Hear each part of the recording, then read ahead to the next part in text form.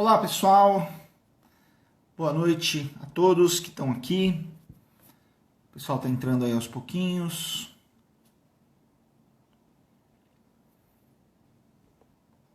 Chegando aí também.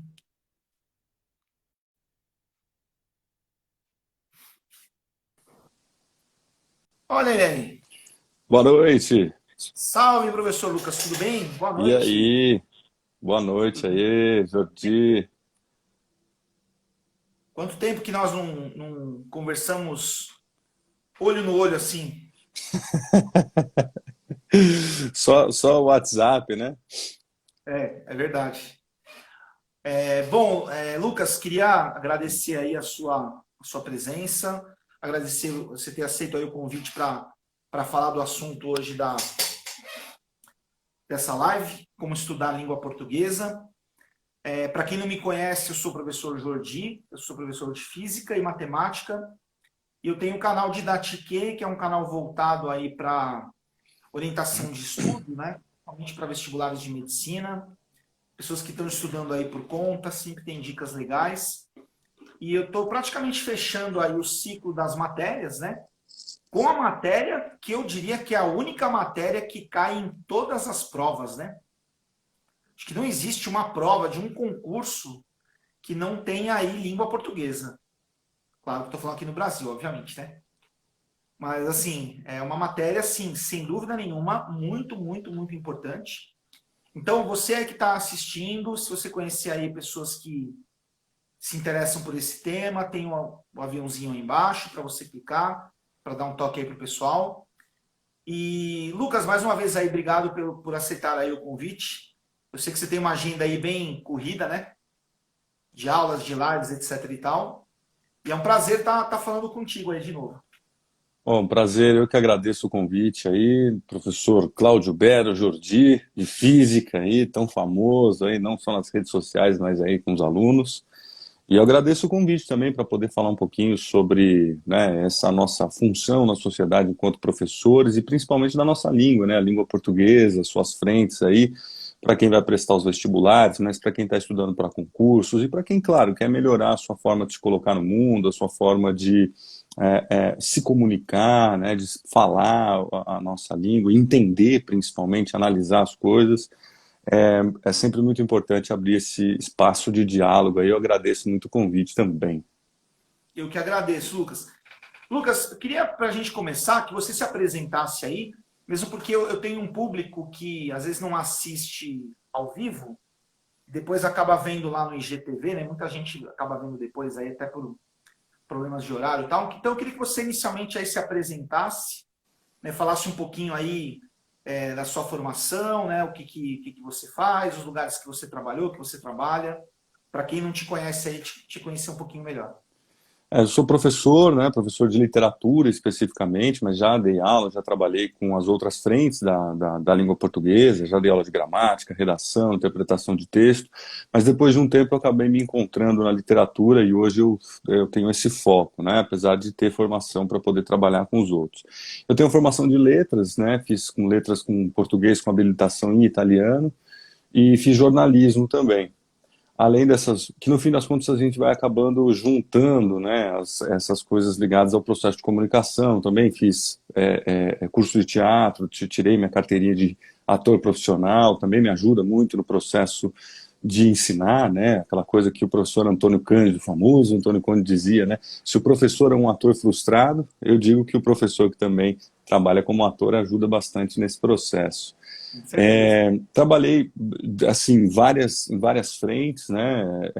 Trabalhei desde criança, pequeno, processo de alfabetização no começo de carreira, depois trabalhei com EJA também, que é jovens e adultos, formação de professores e atualmente atuo em cursinho, né? Cursinho pré-vestibular e em alguns cursinhos eu trabalho e do ponto de vista da formação continuo sempre estudando. Atualmente eu faço mestrado, né, pós-graduação em pesquisa no Departamento de Teoria Literária da Universidade de São Paulo sobre poesia contemporânea. Então é mais ou menos essa aí. Eu tenho meu canal também, né, claro, que eu acho que é bacana que o pessoal conheça, que é o Literatura Fora da Escola, aqui no YouTube, né? Então é legal, depois que vocês tiverem curiosidade, a gente fala bastante de uma forma de se ensinar literatura um pouco diferente, né?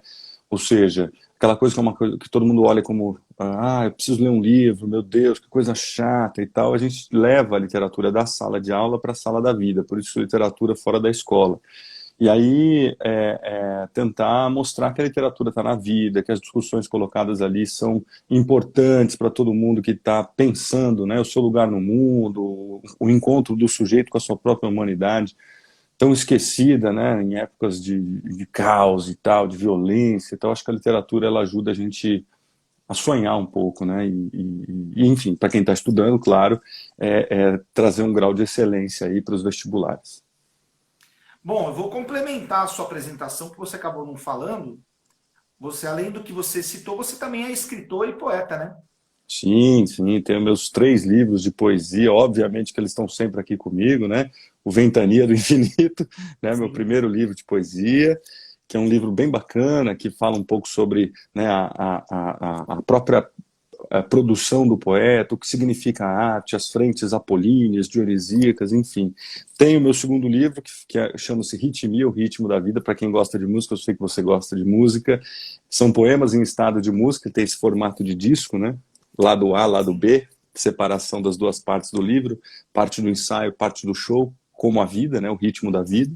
E, por fim, o meu terceiro livro, Mal Sabe a Lua, Os Humanos Segredos da Poesia, que, na verdade, conta um pouquinho dessa rapidez do cotidiano, os segredos humanos que a lua não sabe. São poemas que eu fui escrevendo durante algum tempo em rede social, especialmente no Twitter. Então, eles são curtos, densos, compactos, a maioria deles com 140 caracteres. Então, essa é a minha parte também como escritor. Costumo dizer, né, eu vivo de literatura, seja como professor, como escritor, como leitor, enfim, estamos aí, na atividade. Bom, o pessoal fala, né, que a gente na vida tem que ter um filho, você já teve, né? Tem que escrever um livro, já escreveu 3, e plantar uma árvore. Já plantou uma árvore ou não? Oh, claro que já. Plantei uma Então, ó, jabuticabeira lá na saudosa cidade de São Simão, lá no interior de São Paulo, da onde vem a minha família. A jabuticabeira está crescendo, hein? Já está quase dando frutos. eu E tem tenho meu uma aqui no filhinho quintal. querido, Giuseppe, né? Sim, eu tenho uma aqui no quintal de casa. Bom, então podemos falar que você zerou a vida já, né, Lucas? Porque, ó, livro, filho e árvore, pô, né? Então, Já. depende do paradigma, né? Se a gente achar que essa é a verdade, sim, mas eu acho que tem mais coisa ainda para fazer. Tem mais coisa ainda. Ah, Tem com mais certeza, sim. árvores para plantar. Com certeza. Bom, eu queria então te fazer uma pergunta, né? Que é a pergunta tema da nossa live de hoje, né? Como estudar a língua portuguesa, que, como eu falei para vocês, é a única matéria. Eu acho que matemática deve ter algumas exceções, mas também é quase. Mas certamente língua portuguesa eu não consigo me lembrar de uma prova de vestibular, uma prova de vestibulinho, uma prova de concurso, que você não tenha que fazer algumas questões dessa matéria. Então, acho que não seria exagero dizer que, no mínimo, é uma das mais importantes, né? Para dizer a mais importante aí. Eu acho que é fundamental, né? Ela é o processo de entendimento, conhecimento, comunicação que nós temos. Essa pergunta geradora, né? Como estudar a língua portuguesa? Eu acho que a primeira grande coisa que as pessoas precisam lembrar quando se trata dessa disciplina, né? É que, primeiro, eu vejo que as pessoas têm muita dificuldade. Eu não sei gramática, eu não sei isso, eu não sei aquilo. Primeira coisa que as pessoas falam eu não sei, eu tenho dificuldade. Mas eu queria lembrar a todo mundo que você sabe sim, porque você é um falante nativo dessa língua. Tá? Então você vai perceber que muitas regras, por mais que você não saiba detalhá-las ou escrever sobre ela, você as domina, você fala sobre isso, enfim, você organiza o seu pensamento, você se comunica, você passa uma mensagem daquilo que você quer, você consegue fazer uma leitura, né, de um texto, de uma notícia de jornal, numa rede social, por que não? E saber o que aquilo tá querendo dizer, etc. E tal. Então, assim, a primeira grande questão é desmistificar esse lugar da dificuldade do estudo da língua portuguesa, porque ela é a língua que a gente fala. Nós aprendemos desde quando nós nascemos, desde a aquisição de linguagem, aquisição de escrita, processo de alfabetização, você está, mesmo que não queira, vivendo um contexto imerso na língua. Para quem mora no Brasil. Eu, eu, daí adiante, aí nós temos, bom, alguns saberes que no decorrer do processo de ensino-aprendizagem são importantes, a gente vai destacando aqui no papo. tá. Eu queria te perguntar, Lucas, com relação à gramática. Bom, eu sou mais das antigas, né? Vou falar por mim aqui. E eu lembro do colégio de ter tido aula daquela gramática assim de oração, subordinada, substantiva, objetiva, direta, etc e tal. E eu vou te confessar uma coisa. Bom, eu sou de exatas, né? Assim, eu fiz engenharia, depois fiz matemática e sempre para mim foi a parte minha preferida, mas assim, disparado gramática. Tanto no português como no inglês, eu vejo muita gente reclamar. Eu não sei se eu sou uma pessoa estranha. Eu sei, mas eu sempre gostei muito de gramática e eu vejo muitas pessoas reclamando da gramática, né? E o que eu escuto falar é que o estudo da gramática nos dias de hoje, ele mudou da época, que eu tô te falando que eu fiz escola, que era aquela gramática mais quadradinha, né? De você pegar um tabelão, colocar lá todos os tempos verbais, do indicativo, do subjuntivo, pretérito mais que perfeito, perfeito. Era uma coisa assim. Como que está o estudo da gramática hoje em dia? O que você pode falar para a gente a respeito disso? Primeiro que enfim, não é uma surpresa que você goste de gramática, né? Porque a gramática, dentro das frentes da língua portuguesa, é a parte mais exata do saber, né? Que tem ali uma organização de regras para a constituição da língua e todos os processos que estão ali envoltos a isso, né? Então, se você é de exata, você gosta de gramática, beleza? Tá certo? É isso mesmo. Então, É... Agora, o ensino de gramática, então ele foi se transformando, claro, você tinha uma grande preocupação com o ensino normativo, portanto que as pessoas decorassem a regra, etc e tal. E nos últimos tempos vem se discutindo muito entender a regra gramatical não como uma tabela, né, que a gente vê uma tabela a partir de uma lógica em que você decora aquilo, depois responde perguntas, né, encontra o sujeito. Não, atualmente existe uma série de discussões, uma série de estudos que vão buscando, na verdade, tentar localizar essas regras dentro do uso cotidiano, dentro da função social, né? Então você vai estudar, sei lá, o verbo no imperativo, você parte do texto, portanto você vai partir, sei lá, de uma propaganda, né? Beba aquele refrigerante viciante. Então o beba você já conhece, você já tomou refrigerante, você sabe o que ele significa, e a partir dessa reflexão você vai entender que tem uma voz de comando, e essa voz de comando tem um nome, chama-se verbo no imperativo. Então, é mais ou menos isso que tá acontecendo. Portanto, também um percurso que começa também a refletir não só o que é a norma padrão, além da norma padrão, também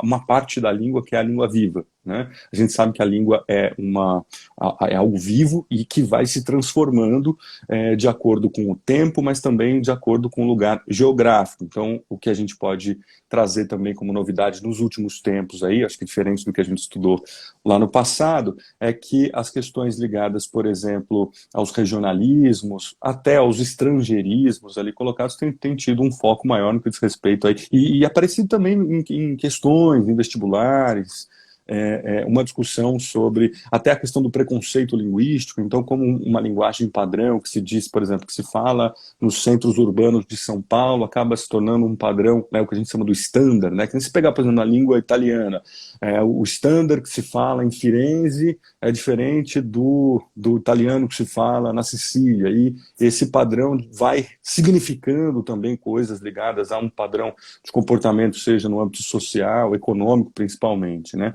Então, esses olhares... né, britânico, eu estou dando esse exemplo que eu morei na Inglaterra um tempinho, o padrão lá, o standard é o inglês da BBC, né? Uhum. Aquele inglês bem flat, assim, com pouco acento, né, com pouco sotaque. Então, todos os países têm meio que um padrão que você fala... E aqui em São Paulo a gente tem muito isso, né? A gente não tem sotaque, quem tem sotaque é o resto do Brasil, né? E aí você conversa, eu tenho um amigo que veio do Rio Grande do Norte, eles falam assim, pô, você acha que você não tem sotaque? Você tem sotaque pra caramba, né? Ainda mais São Paulo, né, que tem essa formação da língua italiana, né? Você tem em São Paulo você tem muito sotaque. É engraçado, em São Paulo e Rio de Janeiro você tem essa diferença. A família real foi para o Rio de Janeiro, né? Então você tem um português mais próximo do português que se fala em Portugal, né? Já em Muito, São muito Paulo, assobiado, né? Os é, S's, né? isso. Os E S's. em São Paulo, eu acho que o grande. Se você olhar o Supla falando, o Supla é o retrato do que é o sotaque paulistano, né? Meu, pô, não sei o quê. E se você vê um italiano falando, né? Não, come chama, parlare italiano. E se você começar a falar com o Supla, ele fala exatamente com esse sotaque, né, papito? Então, uma coisa mais ou menos, uma coisa mais ou menos assim. Então, Exatamente. e é interessante que isso entrou para o processo pedagógico, ou seja, se discute em gramática pensar as normas dentro de uma perspectiva econômica, sociológica, as questões do... O Marcos Bain tem um livro importante chamado Preconceito Linguístico, que ele vai, enfim, discutir essa questão normativa a partir do lugar de fala que você ocupa, enfim, essas coisas todas. Agora, para além de tudo isso, vale lembrar também, tem um professor professor amigo, inclusive, da Faculdade de Educação da USP, que ele diz assim, olha, existem muitas invencionices que são importantíssimas do ponto de vista da constituição de um olhar crítico, né, para evitar os preconceitos e tal, para a gente manter a língua também, e respeitar a língua como algo vivo e em transformação, mas por outro lado ele diz assim, olha, eu fui formado com a cartilha Caminho Suave e fui muito bem formado, né? Portanto, temos que tomar um pouco de cuidado se a gente também se deslocar totalmente do que é a norma padrão. Então a gente precisa saber sim a norma padrão como coisas básicas e depois perceber como ela se transforma, mas sempre a partir da circunstância usual, da função social do texto. Então a gente parte do texto e vai para a regra. E aí facilita, aquilo faz sentido. Porque de fato se você perguntar para qualquer uma das questões aí que as pessoas têm dificuldade, justamente, puxa, eu tenho que decorar uma regra, mas eu nunca vou usar isso. Na verdade, você usa. Se você apresenta o uso, depois mostra que aquilo é importante, você vai perceber que, por exemplo, na literatura a gente precisa muito da gramática, dos saberes da gramática, senão você não consegue, por exemplo, entender o foco narrativo, o uso da primeira pessoa, lá em Dom Casmurro do Machado de Assis, no gênero de memórias, ou você precisa entender o que é um hipérbato, né, que é uma inversão sintática, para entender por que os poetas do Barroco resolveram ali criar essas inversões sintáticas, né, em vez de fazer o sujeito, verbo, predicado, ele faz invertido para poder justamente mostrar que era um momento conturbado, um momento truncado, também para chegar ali a regra do soneto, né, que seriam os versos decassílabos, o soneto fusionista do Gregório de Mato, enfim, percebe? Tem todas as frentes, elas são estudadas em separados, mas elas, no fim das contas, dão um sustentáculo umas às outras, né? Ou seja, né, é um modo mais moderno do estudo da gramática, pelo que você está me falando, né? É isso. Eu não sei se o termo moderno... podemos usar moderno, sim. Sabe por quê? Olha que interessante. Até legal que você tenha falado isso. Porque os modernistas, pensando lá na turma da semana de 22, trouxeram uma questão para pensar arte, para pensar literatura, que estava diretamente ligada a discutir a forma de falar do povo. Se você pegar, tem um poema do Oswald de Andrade, imagina, lá do começo do século XX, que chamava-se Vício na Fala. E nesse vício na fala ele diz assim, ó, para dizerem milho, dizem mil, para dizerem melhor, dizem melhor, para dizerem telhado, dizem teiado, e vão fazendo telhados. Olha que interessante o que ele colocou nesse poema. O cara fala teiado, mas faz telhado. Ou seja, ele faz certo, mas fala errado. E por trás dessa fala errada, você tem uma questão vinculada a um lugar que ele ocupa, pensando que ele é um pedreiro, e esse pedreiro não teve acesso à educação tradicional, ou padrão, ou qualquer educação que exista. E, portanto, o que se colocou na ideia do ensino moderno, pegando o termo que você usou e associando com o conceito de modernismo, nós temos justamente esse olhar para um saber da língua que se transforma em função de uma série de questões sociais, portanto o pedreiro não teve acesso à instrução normativa, mas ele é um sujeito que ele sabe fazer telhado, isso é importante. Né? Isso é importante. Então ele faz telhado e fala telhado. Né? Então tem acho que bom, podemos usar o termo aí, moderno ou contemporâneo, é uma forma de ver a língua de forma mais... Mas Enfim. ainda tem algumas provas que cobram a gramática tradicional, né? Tem sim, claro. Se, Eu se sei você que pegar, o se ITA você pegar pede uns negócios absurdos, né? O ITA pede os notas de rodapé, umas coisas assim bem. tem. Concurso também, né? Se você pegar concurso, o pessoal que é concurseiro aí sabe que tem que dominar, não adianta, tem que saber as regras. A própria FUVEST, né? A FUVEST traz. Eu ia Nos falar, últimos a tempos, a FUVEST FUVEST tem. quase tem umas Ela tem coisinhas, trazido, né? na verdade, esse jogo de Massa. tirar do texto, tirar da circunstância, mas no fim ela quer saber, né, questões semânticas, questões lexicais, enfim, tá? Cobra sim, tem que saber. Bom, Lucas, eu queria te perguntar agora sobre em relação à interpretação de texto. Antes de você responder, queria contar para você uma coisa, que é um pensamento que eu tenho muito forte na área de educação, que é a seguinte. A gente, né, trabalhou junto em cursinho, né, a gente está muito acostumado com o pessoal que presta vestibular, e para muitos é um choque, né, entrar no cursinho, né, perto do que eles tiveram no colégio ou não tiveram no colégio, etc. e tal. E o que eu percebo de muitos alunos, mas muitos alunos do cursinho, queria saber a sua opinião a respeito disso. Eu vejo, infelizmente, que muitos desses alunos, eles chegam com falhas estruturais lá de trás do processo da educação de cada um. E eu poderia juntar essas falhas em dois grandes pacotes. O primeiro é o da matemática básica, que é aquela matemática... até o professor Gabriel, um colega nosso, ele fala que ele não gosta de falar esse termo matemática básica. Matemática do fundamental. Por quê? O cara que não tem uma base boa na matemática fundamental, ele vai entrar no ensino médio, ele vai ter problema em física, ele vai ter problema em química e na própria matemática. Então, eu, como trabalhei muito tempo como professor de física, cansei de levar a culpa de coisas que eram, sim, o problema do cara não é a física, é lá atrás. E junto com a matemática básica, Lucas, que na minha opinião é o que pega todas as matérias, é a bendita da interpretação de texto. Porque se o cara não tem condição de ler um texto, interpretar, tirar informações, organizar as informações, ele não vai conseguir bem em nenhuma matéria, nas humanas, nas exatas, em nada, né? Então, fala um pouquinho aí sobre essa questão tão complexa aí para muita gente da interpretação de texto. É interessante você falar isso, porque eu também já escutei muitas vezes nas várias escolas que eu trabalhei, as pessoas falando assim nas reuniões, né, pedagógicas ali, a culpa é do português, porque, né, o cara não sabe interpretar o enunciado do problema de matemática e tal. O que se discute atualmente é que, assim, como a língua, ela é, como você falou no começo, um fator de conexão entre todas as disciplinas, porque essa história de fragmentar as disciplinas também, ela tem, numa determinada circunstância, talvez, enfim, uma preparação para o vestibular, ela funcione e tal, mas no fim das contas, se a gente não traçar, né, as interdisciplinaridades, as transversalidades entre os saberes, fica difícil, fica sempre nas costas do professor de português, né? Então, Isso, falando, é uma herança dos enciclopedistas, né? Quando é, pegaram eu, todo eu, mundo, montaram as enciclopédias no iluminismo, que foi uma coisa boa. Mas eu concordo com você, a gente não pode... Por exemplo, ó, eu até brinquei, né, que eu sou de exatas, mas eu acho uma coisa tão fora de moda isso, que dá a eu impressão também. assim, aquele estereótipo, você é de exatas, você não gosta de arte, não gosta de ler, não gosta você é de humanas, um mais um. Não sei, eu acho tão... É, Sim, se é que já houve um tempo, eu acho tão fora de moda isso, né?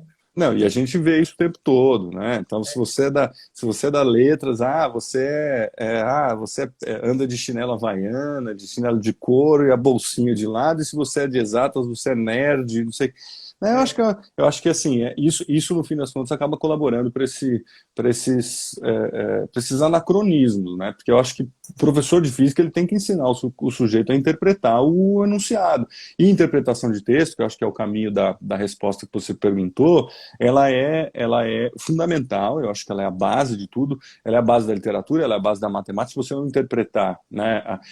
Assim, tem um professor que eu conheço também de matemática que ele diz que matemática é humano, né? É humanas, né? Porque você está fazendo os cálculos das coisas ligadas aos conceitos que estão à sua volta. Então, se você não olhar para a Matemática matemática, é para uma a linguagem. física, Isso, se você não olhar para a física na hora que você está dirigindo um carro, né, e não souber que você precisa brecar, que vai bater no outro carro e diminuir a sua velocidade, você, a física está na vida, né? Mas, enfim, a ideia da interpretação de texto, eu acho que antes dela, inclusive, e para se formar enquanto um bom sujeito que consegue perceber as coisas, eu acho que é a leitura, né? Eu não sei se você vai falar alguma coisa de leitura mais à frente, mas Sim. pensando na formação das pessoas, nós temos um grande problema que é justamente a leitura, né? A falta de leitura. E a falta de leitura, ela, bom, está ligada a uma série de fatores, seja, né, a um cotidiano violento, que a gente precisa trabalhar, correr. As crianças, né, já estão na escola, elas já têm 1 milhão de atividades extras, tem lição de casa, e aí no fim das contas, aquela coisa do prazer da leitura, etc. E nas idades mais né, a criança mais novinha ainda, eu vejo que, por exemplo, os pais leem muito pouco para os seus filhos, né, não tem um momento de. É muito mais fácil você jogar a tela do celular ali na mão da criança e ela fica ali quietinha, etc. Você se doar todos os dias para fazer uma leitura para o seu filho, para sua filha, vai colaborar para que ela consiga entender, pensar as coisas e depois se tornar leitor, né? Então, assim, pô, eu falo isso, se tiver algum pai aqui me assistindo a gente, deixe livros na altura do tamanho dos seus filhos, espalhe livros pela casa, ponha livro no banheiro, sabe? Põe livro em todo lugar, porque ele vai pegando o gosto para a leitura, e essa leitura, nós não estamos falando de língua portuguesa, nós estamos falando da formação de um sujeito que consegue perceber as coisas do mundo. Eu assisti aquele documentário que está na Netflix agora, né? Das redes sociais, o dilema das redes, não sei se você chegou a assistir. Pô, os caras Eu estão ouvi falar. falando que as notícias que são veiculadas nas redes sociais, elas são 6-1 de fake news, 6 fake news para uma notícia correta. Que trabalhou no Facebook, que falou assim, ó, eu saí do Facebook e quando eu saí de lá estava 6-1. E aí a gente acaba reproduzindo, passando isso adiante, por quê? Problemas de interpretação, problemas de análise, problemas de conseguir perceber o que o texto diz, o que o texto quer dizer, se aquilo é verdade ou não. Você percebe que nós estamos falando de uma prova do vestibular, nós estamos falando das relações da vida. Isso, quando você vai para as camadas mais, enfim, socialmente problemáticas, economicamente problemáticas, você tem o analfabeto funcional, você tem as pessoas que assinam um contrato sem ler, enfim. Um grande problema, né? Um grande problema que a gente enfrenta aí, e eu acho que a interpretação de texto ela acaba sendo uma consequência da falta de leitura. Você Pensando na sabe, interpretação. Fala, fala. você sabe, Lucas, você está falando da questão, né, de livros pela casa. Eu me lembro de ter lido um tempo atrás uma pesquisa. Eu acho que era norte-americana, porque eles adoram achar esses indicadores de o que uma coisa implica na outra para tentar fazer uma estatística, né?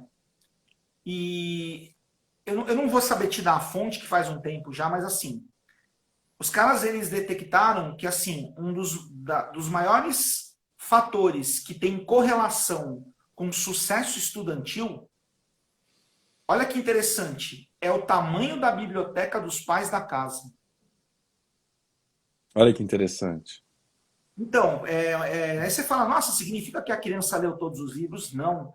Mas a criança, ela olhando uma biblioteca, ela fala, poxa, meus pais valorizam isso. Né? É um Sim. valor para a família, né? Um livro, não é uma coisa assim que... Então eu lembro desse levantamento, eu queria até te dar mais dados aí, mas eu me lembrei agora você falando. Diz que uma das maiores correlações de sucesso educacional é tamanho da biblioteca dos pais. Olha que coisa. Olha que legal. Isso é uma pesquisa que eu tenho interesse de ler, de conhecer, porque Eu até vou anotar aqui, porque eu quero ir se você procurar der, depois. se você der um giro aqui, você vai ver que o negócio é pesado. Quer Eu dizer, aqui você também, tem. ó, tem outro lado também aí que eu não vou virar, senão eu vou sair da coisa aqui, mas... Mas A gente que é enfim, professor, a gente tem bastante livro, né? E eu não tenho livro só de exatas, não, viu? sim.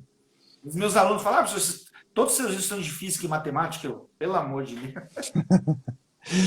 E aí, bom, voltando, né? Mas tecnicamente, dentro da interpretação de texto, partindo dessa questão da leitura, nós tem regras também, né? Você tem técnicas para interpretar texto, entender o tipo de texto, né? A questão tipológica, os gêneros, o que é dito, o que é subentendido, né? Os pressupostos e subentendidos. A gente que não entende porque como é que você vai conseguir entender a ironia do Machado se você não estudou pressuposto e subentendido, que é uma técnica de interpretação de texto, né? A questão das metáforas, né? Poxa, você só vai saber que o poeta escreveu que o céu está chorando, que aquilo é chuva, se você entender o que é uma figura de linguagem, o processo de subjetivação, né? A junção de coisas, as comparações, enfim, interpretação de texto é fundamental e, claro, você vai conseguir resolver questões de todas as disciplinas, né? Aquela coisa de circular comando de questão, responde. Olha, tem uma coisa em língua portuguesa que eu falo sempre para os alunos.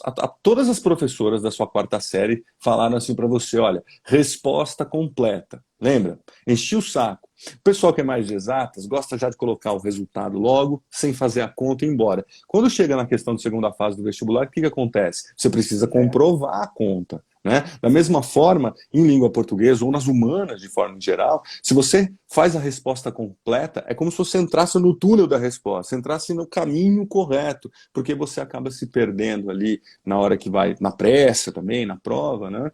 Porque você não faz a resposta completa. Então, poxa, lembra da sua professora da quarta série, resposta completa. Por quê? Analise é uma coisa, transcreva é outra, identifique é outra, relacione é outra. Né? São comandos de questão que, se você responde de forma correta, já são pressupostos básicos aí da interpretação do enunciado, né? Tá. Deixa eu te fazer uma pergunta que eu acredito que você já deva ter vivido essa pergunta como professor uma infinidade de vezes. A gente que tem essa experiência de cursinho, né? Então a gente está falando aqui que o ideal é que o cara tenha começado o hábito de leitura dele lá atrás, né? Tenha mantido esse hábito, e isso certamente vai ajudar a interpretar o texto. Mas a gente sabe que a gente acaba recebendo alunos, né, Lucas, que não tiveram nada disso e de repente cai lá de paraquedas no cursinho para a gente. O que você poderia dizer para esse aluno que está... Putz, o cara olha e fala, caramba, nossa, eu não tenho hábito de leitura, tenho muito problema com interpretação. Você acha que é possível o cara, né, um aluno, uma aluna nessa situação do cursinho, ele achar um caminho e corrigir isso? Você acha que isso é uma coisa possível? Que dica que você daria para quem está nessa situação? Né? Essencialmente, o cursinho serviria para revisar conteúdos do ensino médio, né? Teoricamente, há muito tempo É, assim, né? porque você pega e vai compactar para as turmas de extensivo, né? Porque depois tem turma de maio, agosto e tal. Mas seria uma compactação de 3 anos do ensino médio, pensando que os ensinos médios das escolas já estão compactando o conteúdo no primeiro e no segundo ano do ensino médio, o terceirão já é revisão, né? Sim. Transformando o terceirão um pouco enfim, em cursinho, né? De qualquer forma, isso seria o ideal, seria a revisão. A gente sabe que o cursinho funciona para trazer uma série de conteúdos que, por conta do cotidiano, que está voltado a uma formação mesmo, que são muitas coisas. Se você pega os editais dos vestibulares, eles estão se transformando e tal, mas são fundamentalmente conteudistas. Né? Então o cursinho, de alguma forma, ele vai tentando corrigir esses pressupostos conteudistas, mas que cada vez mais, e eu estou falando em nome dos últimos vestibulares, você pegar a Unicamp, FUVEST, na parte de humanas, depois você me fala na parte de exatas, de física e tal, cara, se você for só pro conteúdo, eu lembro do FUVEST 90, assim, né? Tinha uma coisa completa. José de Alencar, escritor aí você tinha que pôr romantismo. Agora não, é o que significa a palavra Iracema dentro de um contexto que está pensando o processo de identidade nacional. Então você vai ter que relacionar, né, com a vinda da família real, com a constituição de uma ideia utópica de nação, num contexto mundial pós-revolução francesa, enfim, você vai ter que fazer uma reflexão sobre aquilo. Então, cada vez mais, nós precisamos olhar não só para o cursinho, mas para essa preparação para o vestibular, de forma a refletir, pensar sobre as coisas, e a dica que eu dou para esse aluno é justamente se cercar das mais diversas orientações, instruções que os professores passam e ir se atualizando em relação a um jogo. Bom, cursinho, você está jogando um jogo que é o vestibular. Você precisa passar no vestibular, então preste atenção no que o seu professor diz. Em relação à leitura, cara, nunca é tempo de começar. Puxa, nunca li, tal, vamos ler.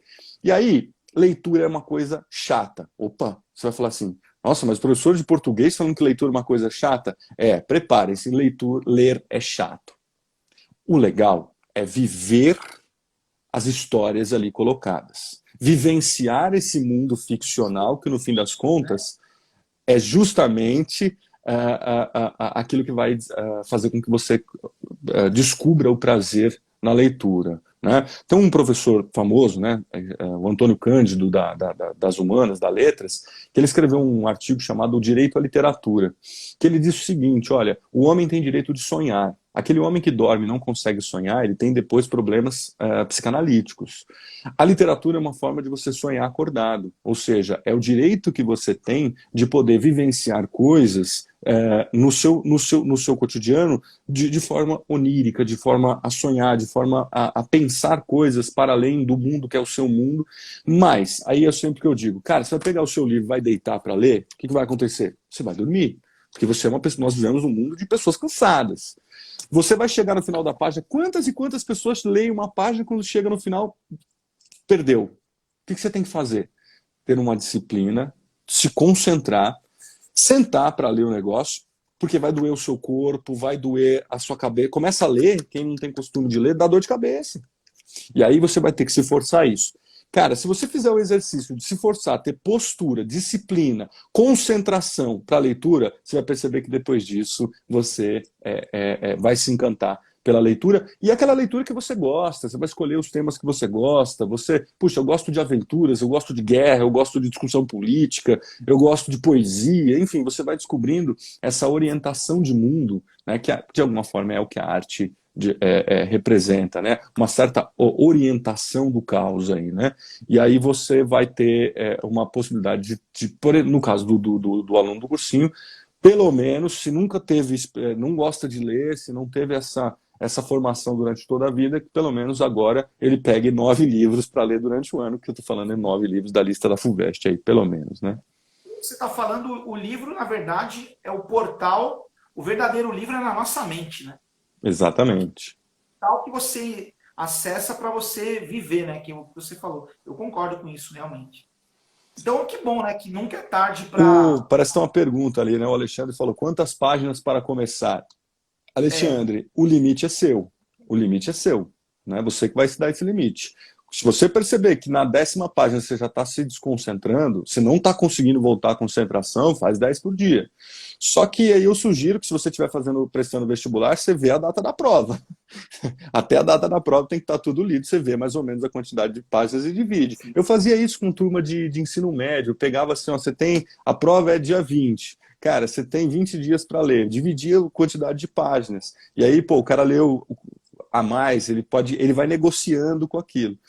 É claro que isso é só uma ajudazinha técnica e tal, mas eu acho que vai de cada um aí. Você tem que cumprir alguns prazos. Isso eu estou falando no contexto vestibular. Se for para leitura por prazer, aí é livre, né?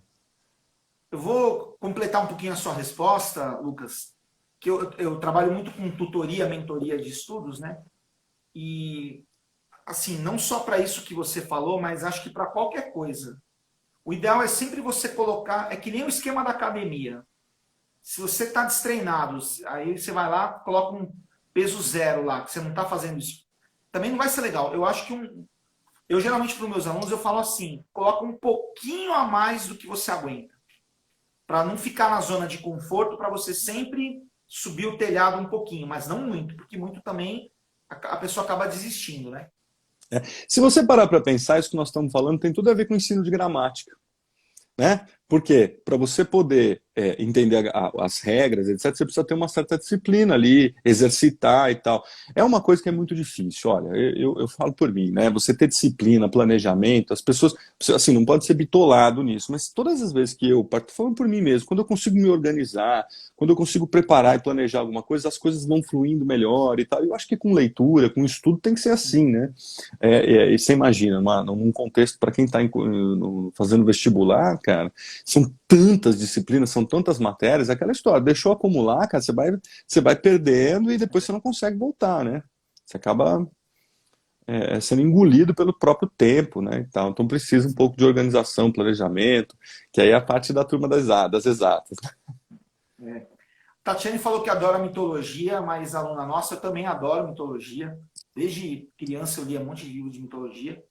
Mas, Lucas, queria falar um pouquinho agora da menina dos seus olhos, vamos dizer assim, que é a literatura, né? que é a sua parte aí que você gosta mais, eu acho, né? Que você falou que é mais especializado. Como estudar literatura? Tá me ouvindo? Olha, eu tô te ouvindo, parece que agora sim. Ele deu a voz deu uma, saiu acho que eu não Ah, sei se, bom, quer que eu enfim. repita, não? Não, mas voltou, eu escutei. A literatura, né? Vamos lá. A literatura, no fim das contas, especialmente a literatura dentro das frentes da língua portuguesa, a gente precisa lembrar que ela é arte, né? Se a gente organizar os conhecimentos humanos, né, sei lá, eu sempre costumo organizar com os alunos em 4 macroestruturas. Então você tem a ciência, você tem a filosofia, você tem a mística e você tem a arte. Então, literatura é arte. Só que para quem está estudando, você não está ali no cursinho, você não está no colégio para fazer arte. Na aula de literatura, né? Na aula de artes, tudo bem. Mas pensando no cursinho, você não tem aula de artes, né? Então você tem que ter um olhar científico para este objeto de estudo que é o objeto de arte. Portanto, olha aí, né? Então a crítica literária é o que é cobrado dos vestibulares. Portanto, para entender o conceito de crítica literária, perceba, eu não estou formando poetas, eu estou formando pessoas capazes de analisar um poema, que é o que é cobrado, pensando nas habilidades e competências do Enem, pensando, enfim, nessas questões todas. Então, se você tem consciência de que o que você está estudando é arte, diferente de praticamente todas as outras disciplinas, que é ciência falando de ciência, né? Acho que é o primeiro grande passo para você ter um domínio maior daquilo que você está fazendo. Então você vai precisar entender quais são as funções da arte, a necessidade da arte no mundo, quais são as técnicas colocadas para se constituir os mais diversos tipos, né? As 7 artes. Você vai precisar entender que nós temos contextos que vão ser refletidos a fim de constituir uma ideia de espelho. Eu gosto de trazer essa imagem do espelho pensando nos princípios aristotélicos da mimesis, né, que é a imitação. Então a arte ela tem essa dupla significação semântica que vai, de um lado, para o reflexo de fato literal do espelho e de outro a reflexão no sentido de te fazer pensar, portanto chegando aos objetivos, ou seja, a arte ela vai te refletir para que você pense na sua própria condição e um sujeito consciente de si, né, consciente do seu lugar no mundo, quem sou eu e o que eu estou fazendo aqui, ele acaba, enfim,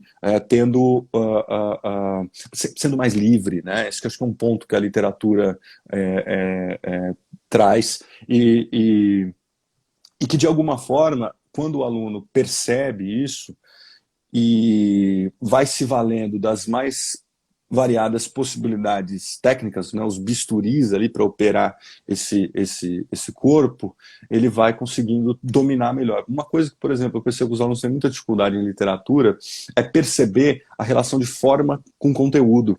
Porque o aluno ele vai para um poema, ele lê o conteúdo.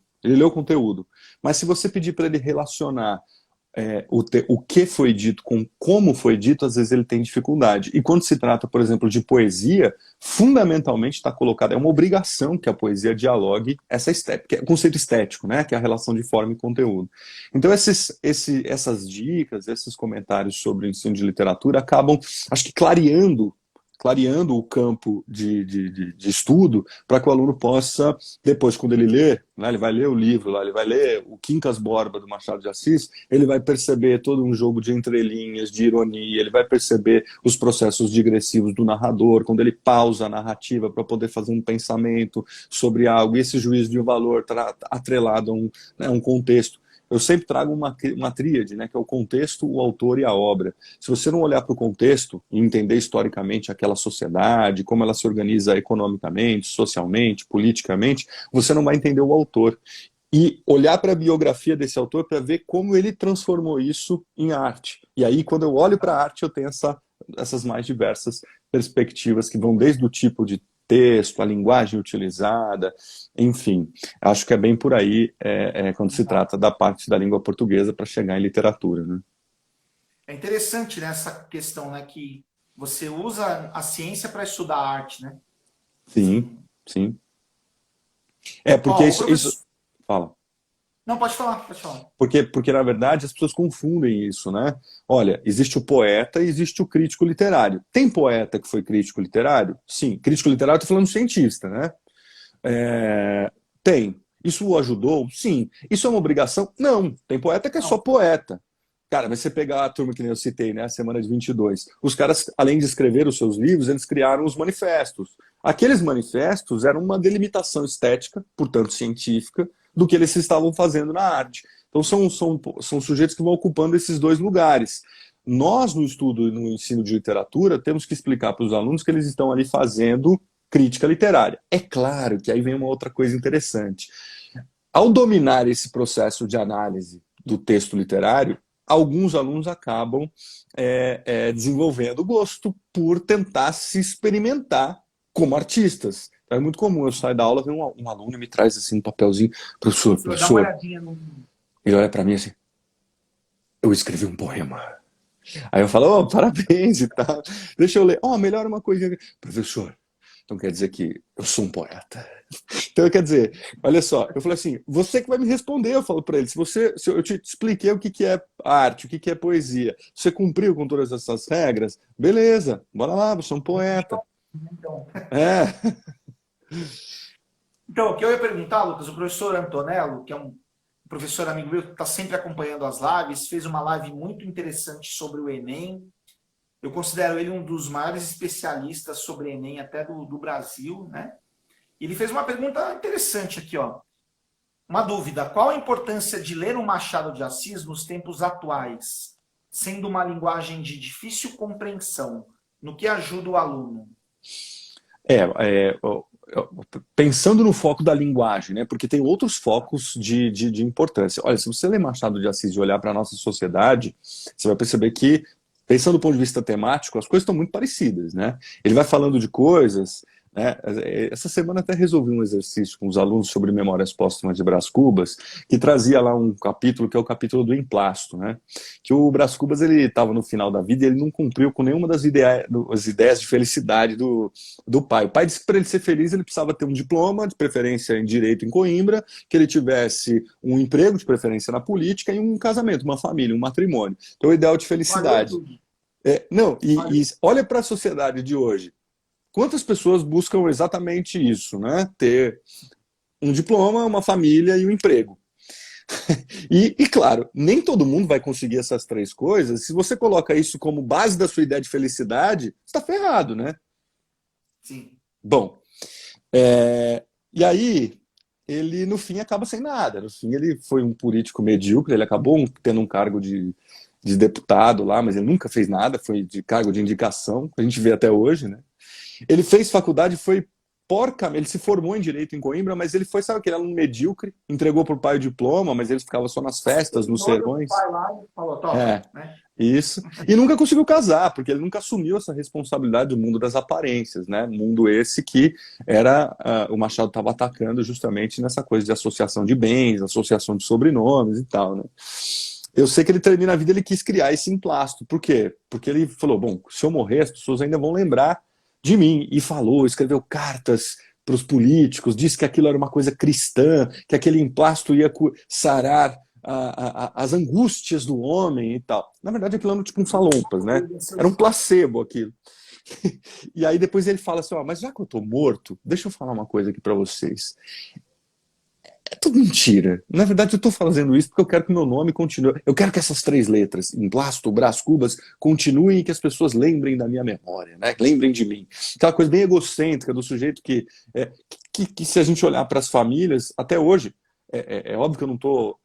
Eu me coloco parte integrante desse mundo, mas é o egocentrismo. Você coloca o seu nome, o seu sobrenome. Tem gente que é o filho, o neto, aquela coisa toda. O Quincas Borba fez isso lá, né? Só que, como ele era um filósofo louco, ele não teve filho, ele pôs o nome dele no cachorro. Ele tinha um cachorro que chamava Quincas Borba. Então, quer dizer, ele falou: vou morrer, estou próximo da morte. O meu filho, o meu nome continua vivo no cachorro, né? Então isso do ponto de vista temático. E aí o Brás, só voltando ao Brás, ele pega e fala assim: olha, já que eu tô morto, eu vou falar a verdade. Não tem nada de filantropia aqui, não. É muito mais eu querendo o gosto pela glória e pelo lucro do que ajudar as pessoas com um medicamento que, no fim das contas, era um placebo. E ele tá com aquela ideia fixa, ele fala, fica com um malabarismo na minha cabeça, abre a janela, toma um vento encanado e cai morto. Olha o Machado, diferente daqueles romances que os heróis morriam lutando por suas verdades, por sua fé, mas se matavam em nome do amor e tal. o, o Braz, ele morreu da maneira mais besta possível, né? Ele tomou um vento no peito, pegou pneumonia e morreu.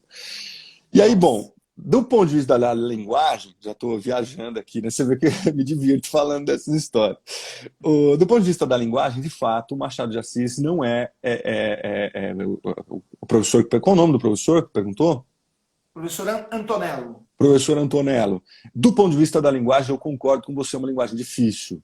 Por isso que eu acho um absurdo dar Machado de Assis, sei lá, no ensino fundamental, assim. Tem gente que dá Machado de Assis no primeiro ano do ensino médio. Puxa, cara, se não for uma adaptação, você vai traumatizar aquele aluno. Você precisa adequar o tipo de texto para ler. Olha, Machado de Assis é uma das literaturas mais difíceis de se ler, porque você vai ter que perceber o que está na entrelinha. Você vai ter que perceber o que está aonde? No não dito, né? Nas negativas, no que ele quis dizer. Puxa, tem uma das cenas de sexo mais famosas da literatura brasileira em Memórias Póstumas que não tem nada escrito, são só pontuações, né? O capítulo que é o diálogo de Adão e Eva. Se as pessoas nunca viram isso, depois dê uma olhada. Olha que interessante. Só que do ponto de vista da linguagem, você vai precisar ter o que eu chamo de proficiência leitora. Por isso que formar o aluno para ter uma proficiência leitora é de suma importância para que ele entenda a literatura mais complexa. E aí eu volto no Antônio Cândido, que disse o seguinte: qual é a parte do saco de arroz mais importante? O primeiro copo ou o último copo? O último, né? Por que é o último? Porque pela questão da necessidade. E aí ele compara o discurso das elites, isso ele falou no final do século XX, agora, na virada, né? Dizendo, olha, as pessoas costumam dizer, o meu funcionário não precisa de folga, não, ele já está acostumado a trabalhar de sábado. E aí ele vai colocando a literatura como aquela coisa, o pobre não precisa de ler, ou a criança não precisa de ler, ou o adolescente não precisa de ler, porque ele já está acostumado a não ler. E aí eu volto numa coisa, a gente precisa acostumar as pessoas a Machado de Assis. Nesse artigo ele fala, precisa acostumar as pessoas a Dostoiévski, né, que acho que seria uma equiparação à literatura russa. A gente precisa acostumar as pessoas a Beethoven. Não, mas ele não vai entender. Não vai entender porque não está acostumado. Não vai entender porque não entendeu que aquilo de fato é uma necessidade para ele pensar o mundo. E fora tudo isso, o Machado de Assis, no final do século XIX, está criticando uma crise dos valores burgueses que se estabeleceram no Brasil, com toda a complexidade que o Brasil dá esse nome, né, o mundo liberal, etc. E hoje a gente vive um mundo neoliberal, portanto, trazer Machado para os dias de hoje é discutir a formação, a família, os adultérios, né? Quantos e quantos adultérios aqui que nós vemos nas crises matrimoniais estão diretamente ligados ao que o Machado já discutiu lá atrás, né? Quantas e quantas relações de exploração, relações de falsidade, de máscaras sociais, né, que estão colocadas ali. Então, acho que essa pergunta ela é interessantíssima e eu tenho que tomar muito cuidado que eu começo a falar de Machado, a live não acaba mais. Eu estou vendo aqui, a gente tem a questão do Instagram, né? Ele nos limita em 1 hora e ele é impiedoso, ele corta. Mas a gente tem um tempinho ainda, Lucas. Mas é realmente um tema, Machado é um tema muito interessante, né? E eu gostei muito de ouvir esse seu ponto de vista aí, até o professor Antonello comentou, é interessante ver ter uma visão de uma pessoa da área aí falando isso. Eu queria agora, meio que para já terminar, que você falasse um pouquinho de como que tem sido aí a língua portuguesa nas principais provas, né? No Enem, na FUVEST, na Unicamp aqui em São Paulo, se você vê mais ou menos provas parecidas ou você acha que são provas muito diferentes entre si? Eu acho que bom, FUVEST, Unicamp e Enem são 3 provas com particularidades, né? E em especial na questão da língua portuguesa, vamos falar acho que do Enem por último, porque tem toda uma problemática contextual aí. Mas a FUVEST e a Unicamp sempre foi mais reflexiva e a FUVEST conteudista. O que eu tenho percebido nos últimos tempos, nos últimos vestibulares, que elas estão, na verdade, uma emprestando um pouquinho para a outra daqueles fundamentos. Então a FUVEST está se tornando cada vez mais reflexiva e a Unicamp, ainda mais em segunda fase, tem cobrado muito conteúdo. A prova da Unicamp tem sido muito pesada, porque ela, bom, já era de caráter reflexivo e agora, né, enfim, trazendo, acho que elas estão buscando. Tinham feito isso de forma mais, digamos, com uma máscara, né, que seria as listas unificadas, né, mas que já caíram por terra. Então, cada uma foi para um caminho. A Unicamp começou a abrir caminho para, por exemplo, trazer literatura lusófona, né, dos países que falam língua portuguesa. Então, trouxe Mia Couto, de Moçambique. Aí depois a FUVEST entrou nesse jogo também, trazendo o Pepe Tela, né, que é a literatura angolana de língua portuguesa. Então, são algumas questões que estão aparecendo e que, ao meu ver, nos últimos tempos, em literatura, FUVEST e Unicamp estão cobrando muito crítica literária. Crítica literária no sentido de colocar ali um trechinho do Alfredo Bozzi, um trechinho do Antônio Cândido, ou seja, o que se falou sobre um autor, o que se falou sobre um livro, o que se falou sobre uma escola literária, a partir da constituição destes tais cientistas, né, esses críticos literários, e a partir daquilo deflagrando um comando de questão que faz você refletir não mais sobre o que o personagem fez no capítulo 2, mas o que significa o que o personagem fez no capítulo 2, no que diz respeito àquilo que eu mencionei, né, contexto, autor e obra. Então eu penso que os encaminhamentos para o vestibular atual estão nesse patamar aí. E em relação só uma última questão, que os alunos têm que ter uma atenção especial, a FUVEST acabou mantendo a lista de livros e a Unicamp diminuiu, tá? Depois quem quiser dar uma olhada no canal, que eu explico um pouquinho como é que está a lista. Hã? Por causa da pandemia esse ano. Isso, por causa da isso. pandemia, né? Eu fiz 2 vídeos, na verdade, falando um pouquinho sobre o vestibular da Unicamp, depois quem quiser conhecer lá no Literatura Fora da Escola no YouTube, um falando sobre a lista especificamente e um outro comentando rapidamente as mudanças para o dia da prova. E em relação ao Enem, o Enem, o nosso Exame Nacional do Ensino Médio, o que eu acho que os alunos têm que ter uma atenção especial é que justamente o Enem não é uma prova, ele não foi feito, em sua essência, ele não é uma prova para que você acesse uma universidade. Ao contrário, porque o vestibular, veja, o vestibular, as questões, quem faz questão de vestibular, a gente sabe que tem pacto com o demônio, né? Por quê? Porque, na verdade, a boa questão é aquela que você erra, né? Você já deve ter participado de reunião que analisa questões, certamente, depois do vestibular. Qual é a questão boa para quem fez a prova do vestibular? É aquela que a maioria errou, né? Então, existe uma proposta de criar ali, nos vestibulares, alternativas que te distraiam a fim de que você erre para que você não passe nessa tal peneira. Mais fácil, né? Que o cara só sem pensar, vamos dizer assim, né? Isso. Já com o Enem, isso é um ponto que eu acho que os alunos têm que dar uma atenção especial, as questões erradas, elas não estão ali constituídas para que você erre, elas estão ali para a medição. Ou seja, o Enem, ele é uma prova... Bom, estou falando do Enem até o ano passado, porque a gente não sabe como é que vai ser esse ano em função de uma conjuntura política que, no fim das contas, já abertamente, né, abertamente o MEC, enfim, a própria presidente já comentou que quer mudar o Enem. E aí a gente vai ter que saber, até para poder se preparar e formar os alunos para... Então, acho que quem vai prestar esse ano presta ainda uma coisa... pisando em ovos. Mas, essencialmente, é uma prova que quer medir como está o grau dos estudantes no ensino médio. Tudo bem? Então, como é que está a formação dos nossos alunos do ensino médio no Brasil, que vai ser medida por um exame nacional. E, nesse sentido, eu acho que o aluno tem que ir para as questões pensando que você tem uma questão certa, mas todas as outras, elas querem medir conteúdos. Portanto, você tem ali uma questão, os tais distratores, né? Esses distratores, eles também estão preocupados, porque, por exemplo, nas avaliações posteriores ao Enem, o pessoal fala, olha, na questão 22, 70% das pessoas assinalaram a C e a resposta era A. O que tem na alternativa C que distraiu aqueles alunos de tal forma que a gente precisa melhorar no ano seguinte esse tópico nos ensinos, nas cartilhas do ensino médio. Então, esse é um...